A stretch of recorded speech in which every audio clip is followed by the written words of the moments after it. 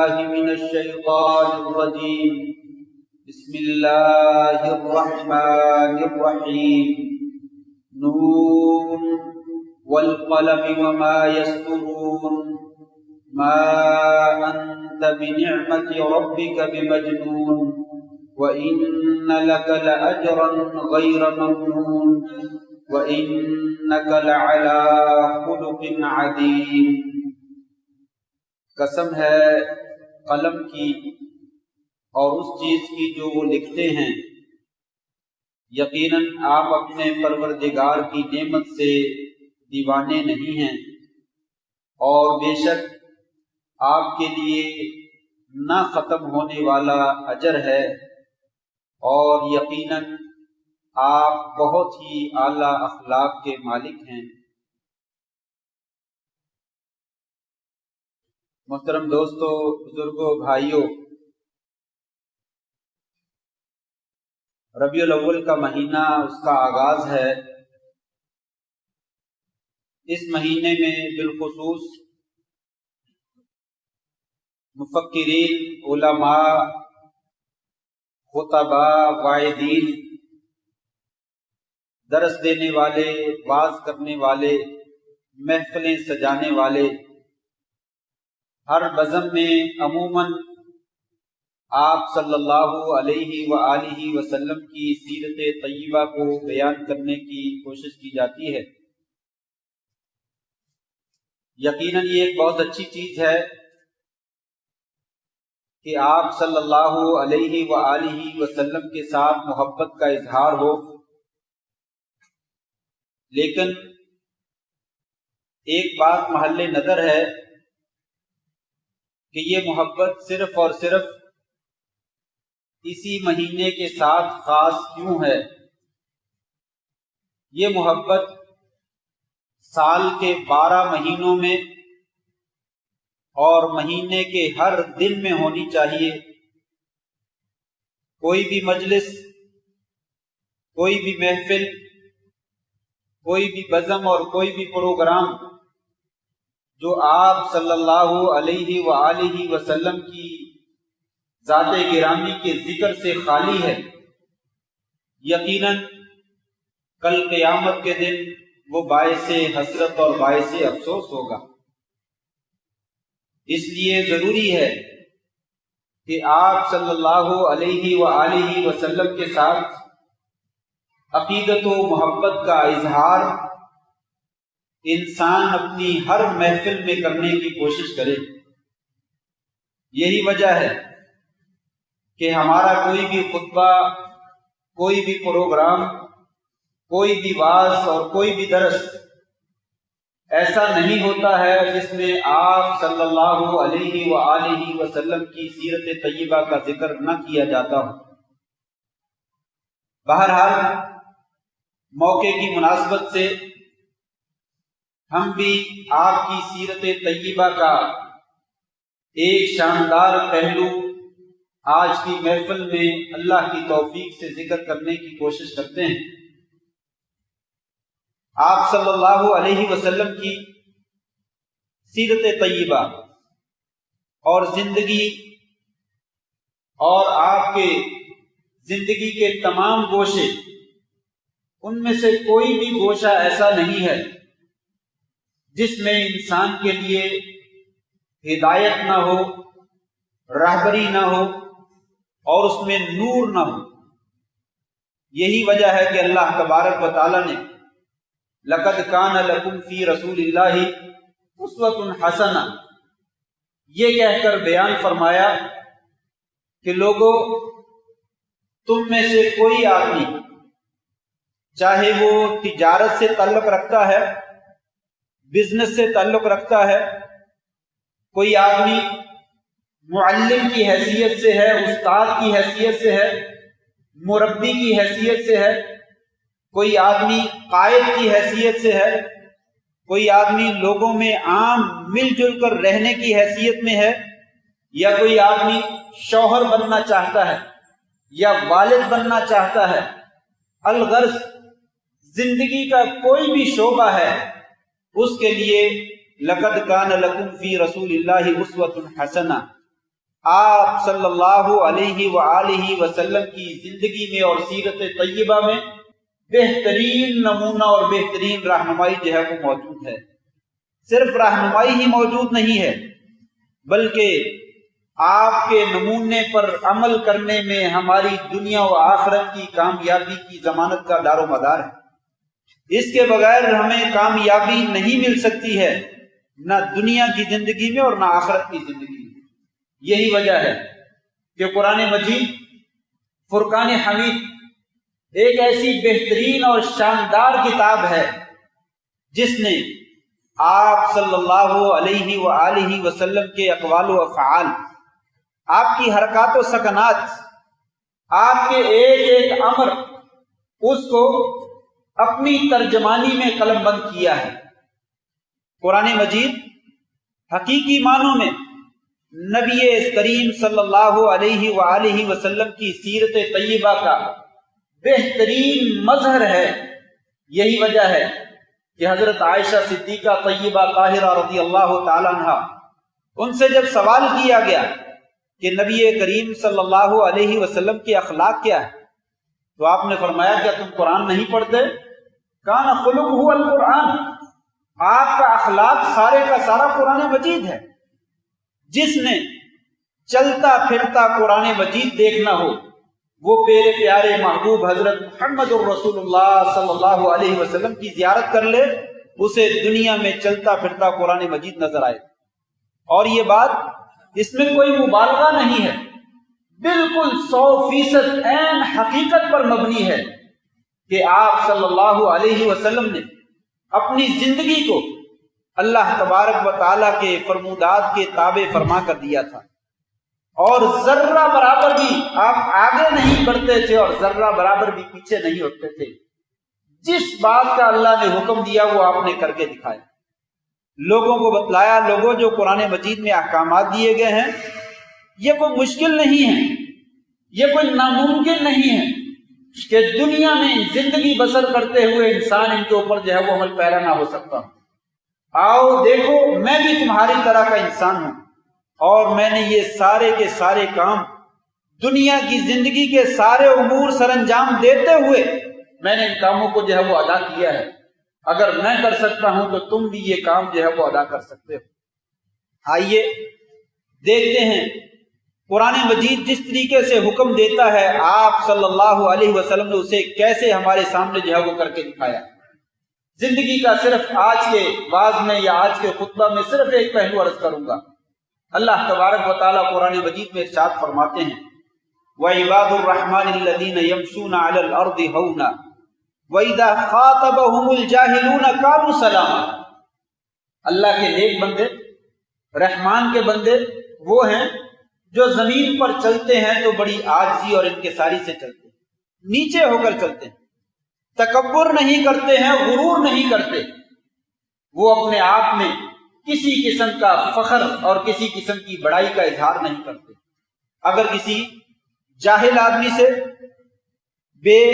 بیکار قسم کے آدمی سے بحث مباحثہ ہو جائے، قالوا سلاما، تو سلام کر کے گزر جاتے ہیں۔ اس سے بحث کرنا جو ہے وہ اپنا فرض منصبی نہیں سمجھتے۔ یہ وصف بیان کیا گیا۔ ایک اور آیت میں فرمایا، وَلَا تَمْشِ فِي الْأَرْضِ مَرَحًا إِنَّكَ لَن تَخْرِقَ الْأَرْضَ وَلَن تَبْلُغَ الْجِبَالَ طُولًا۔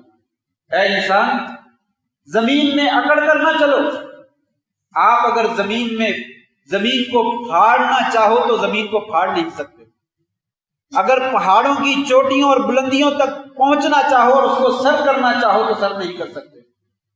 ایک پہاڑ پہ چڑھو گے، دوسرے پہ چڑھو گے، تیسرے پہ چڑھو گے، تھک جاؤ۔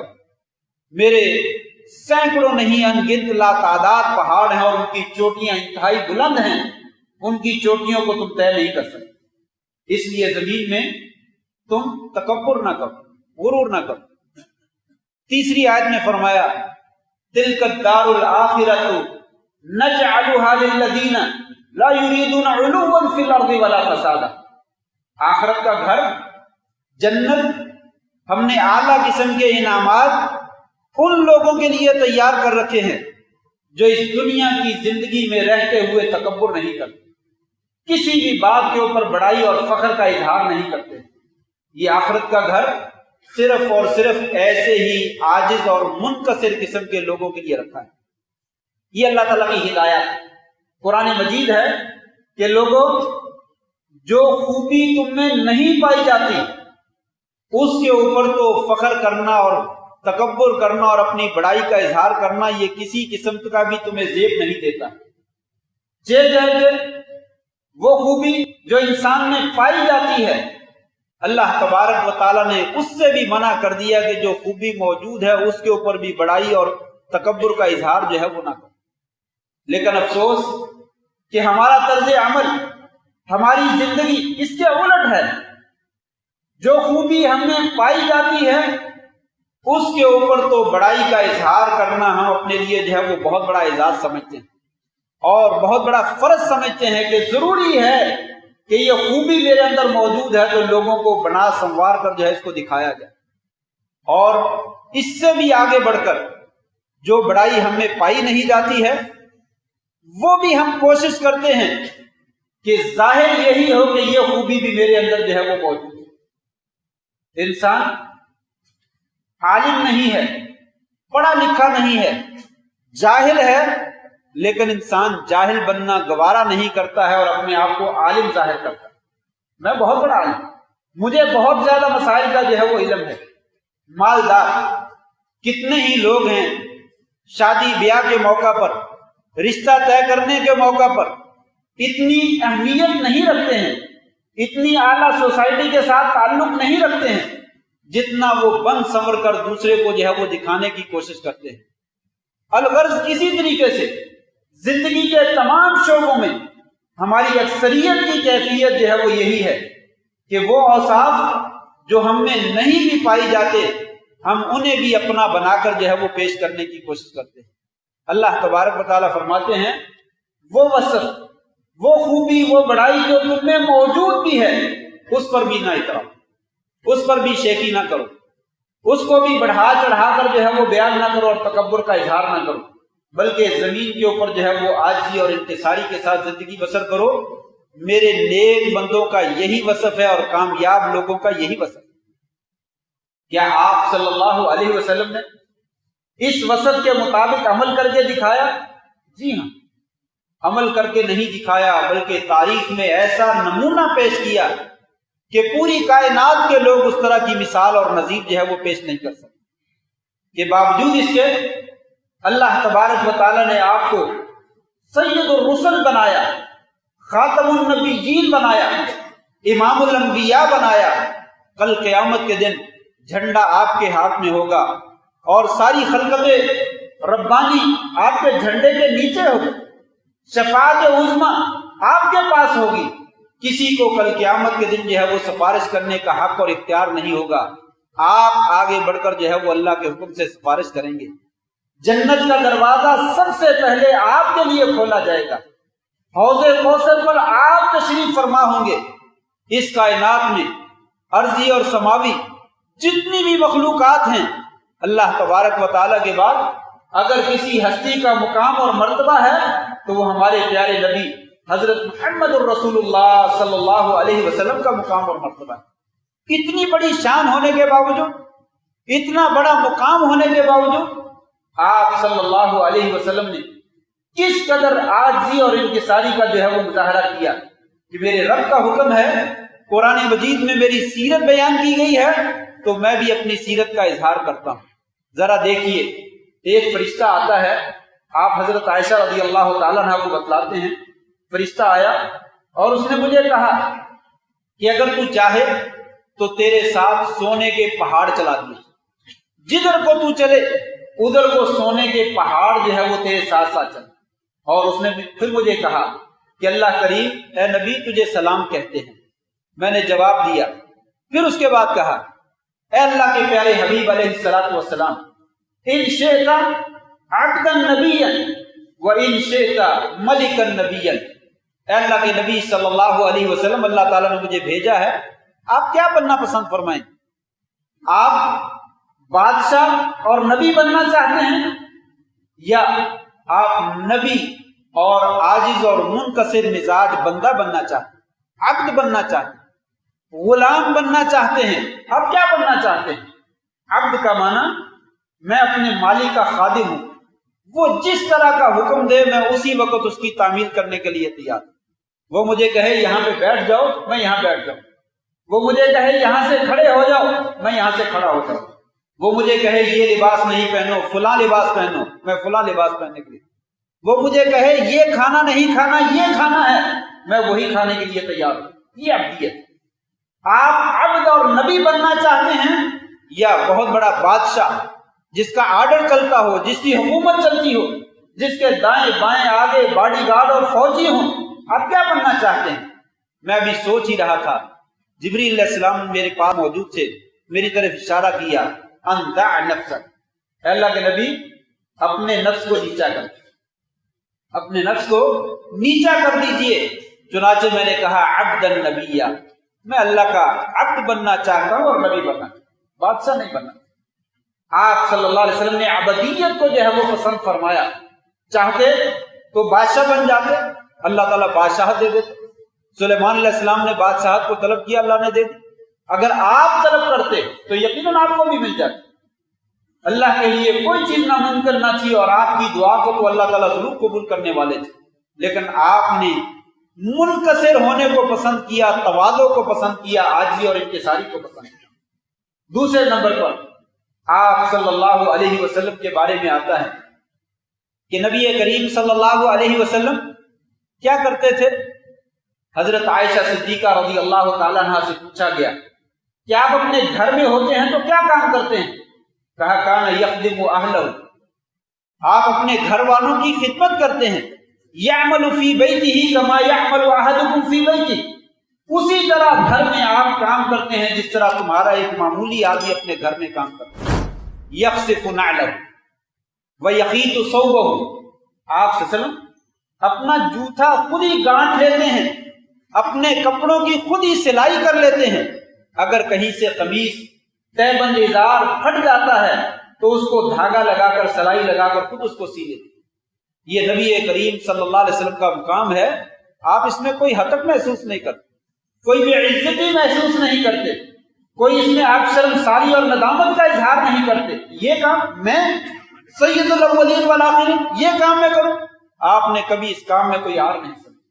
اس سے بھی آگے بڑھیے، اتنا وہ کام اتنی عظیم الشان کہ دنیا میں آپ کی عظمت اور شان کا مقابلہ کرنے والا کوئی نبی اور کوئی فرشتہ بھی موجود نہیں، لیکن آپ صلی اللہ علیہ وسلم اپنے صحابہ کرام میں تشریف فرما ہوتے، آپ کے لیے کوئی خاص کرسی نہ ہوتی، کوئی خاص ٹیبل نہ ہوتی، کوئی خاص گدی نہ ہوتی، کوئی خاص جگہ نہ ہوتی۔ صحابی بیان کرتے ہیں باہر سے کوئی اجنبی آدمی آتا اور اس کو آپ سے کوئی کام ہوتا تو وہ ہم میں بیٹھے ہوئے بندوں میں سے آپ سب کو پہچان نہ سکتا، جب تک وہ ہمیں پوچھ نہ لیتا، لوگوں مجھے بتلاؤ تو صحیح تم میں نبی کریم صلی اللہ علیہ وسلم جو ہے وہ کون ہے؟ وہ ہم سے پوچھتا، پھر ہم اس کو بتلاتے کہ یہ آپ سب تشریف فرمائیں، پھر وہ آپ کے پاس آتا اور اپنی حاجت جو ہے وہ بیان کرتا۔ اور یہ کوئی معمولی بات نہیں ہے، اور یہ وضاحت کے ساتھ کئی احادیث میں موجود ہے۔ نبی کریم صلی اللہ علیہ وسلم ایک قبر کے پاس سے گزرے، ایک عورت وہاں پہ رو رہی، کہا اماں صبر کرو۔ بی بی کہنے لگی آپ کو تکلیف نہیں ہے، تکلیف تو مجھے ہے، مجھے پتا ہے میرا بیٹا جو ہے یا میرا عزیز جو ہے وہ فوت ہوا ہے، اس کا غم مجھے ہے، آپ کو کیا غم ہے؟ آپ خاموشی سے چلے گئے۔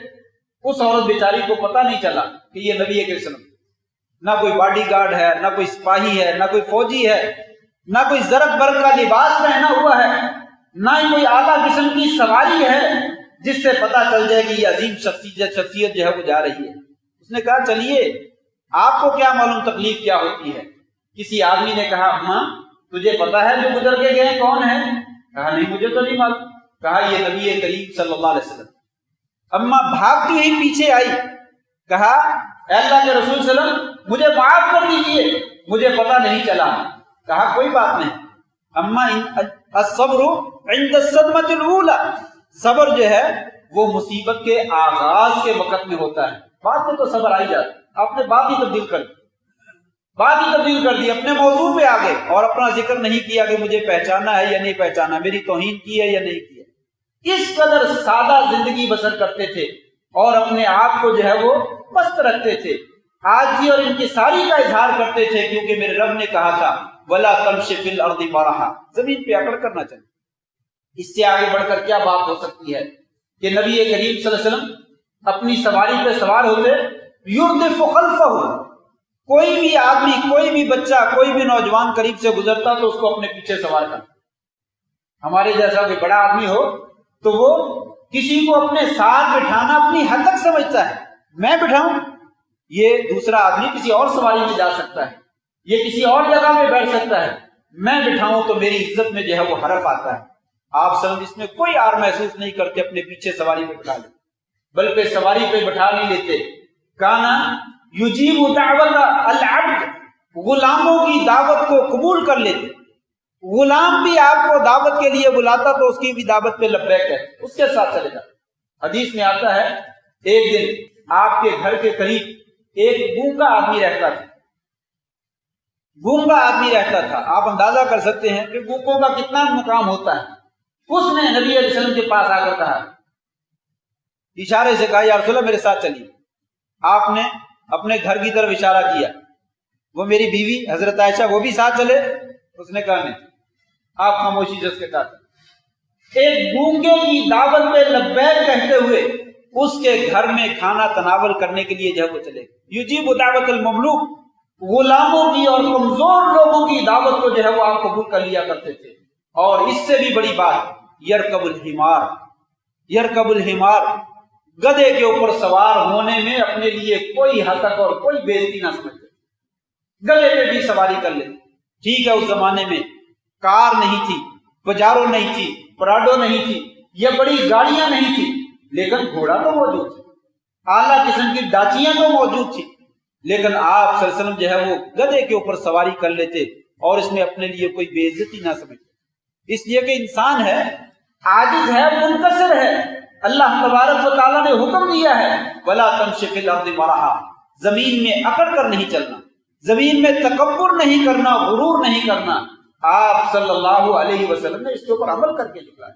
اس سے آگے بڑھیے، نبی کریم صلی اللہ علیہ وسلم نے ذکر کیا، لوگوں دنیا میں جتنے بھی نبی آئے ہیں ان میں سے کوئی بھی نبی ایسا نہیں ہے اس نے بکریاں نہ چروائی، اس نے بکریاں نہ چروائی۔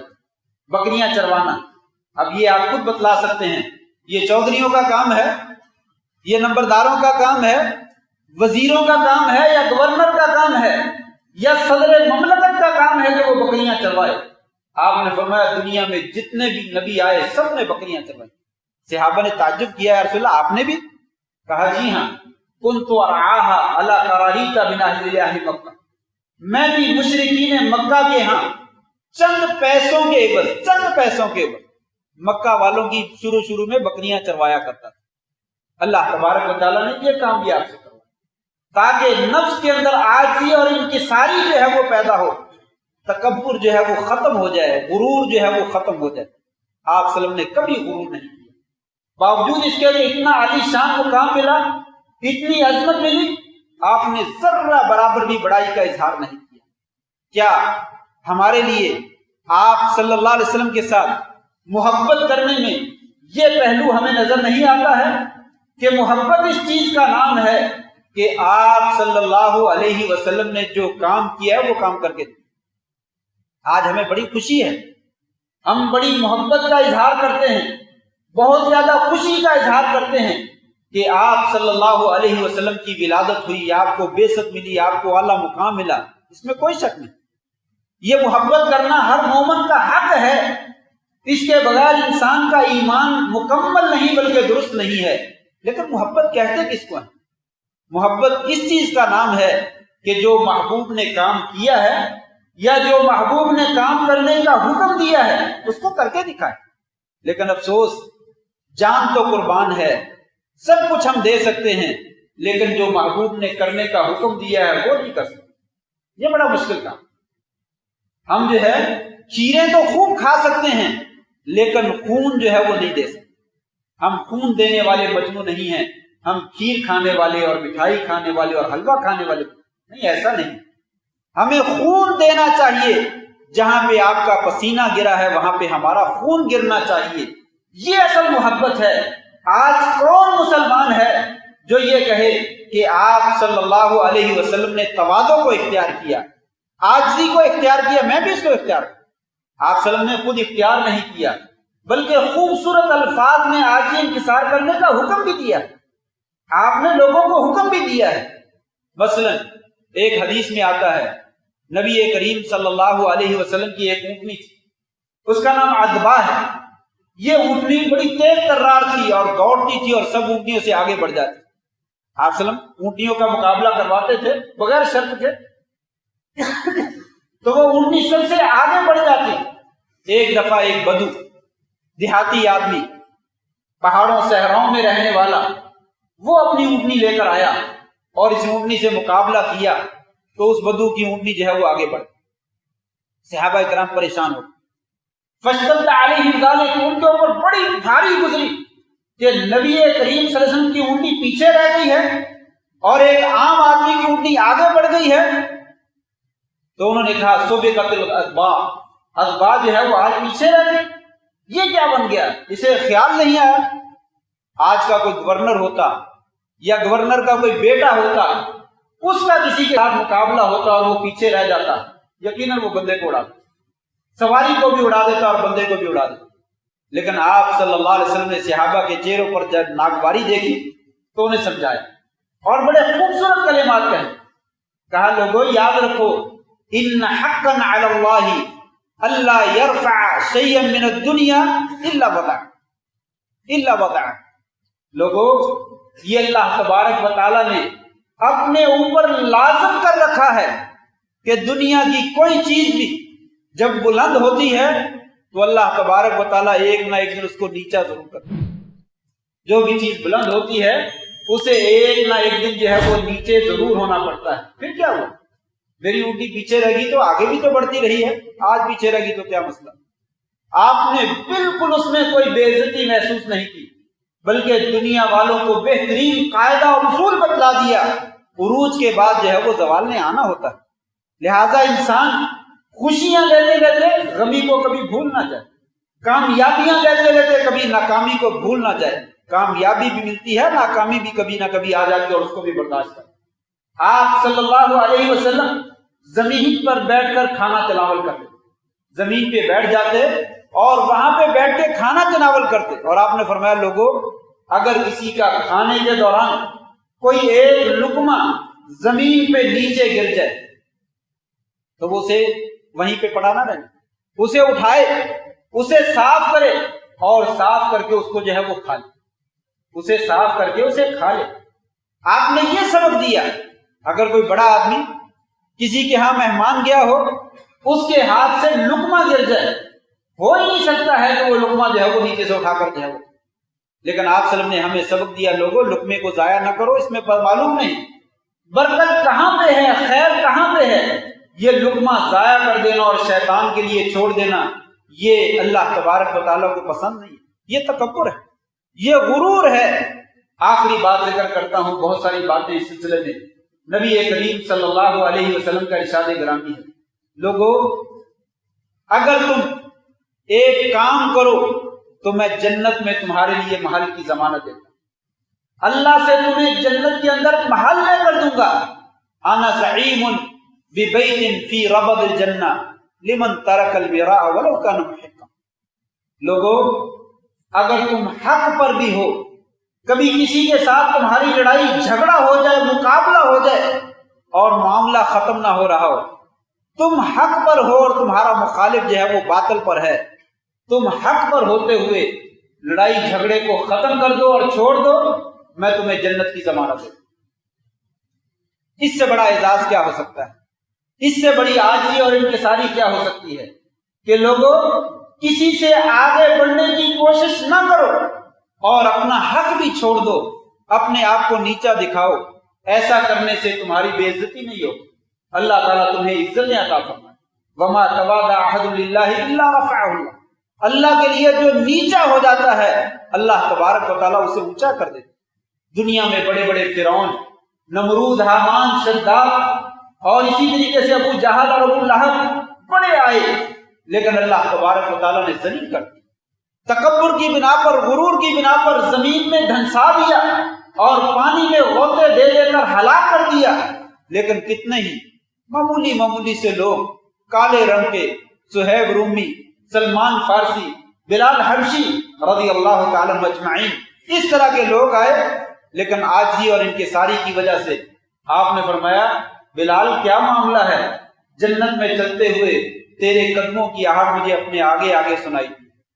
یہ تواضع، یہ عاجزی ہے، یہ انکساری ہے، یہ قرآن کا بھی حکم ہے، آپ کی سیرت طیبہ کا بہترین روشن پہلو بھی ہے جو ہماری دنیا اور آخرت کی کامیابی کی ضمانت بھی ہے۔ اللہ سے دعا ہے اللہ تبارک و تعالی ہمیں عمل کی توفیق عطا فرمائے۔ وآخر دعوانا ان الحمد للہ رب العالمین۔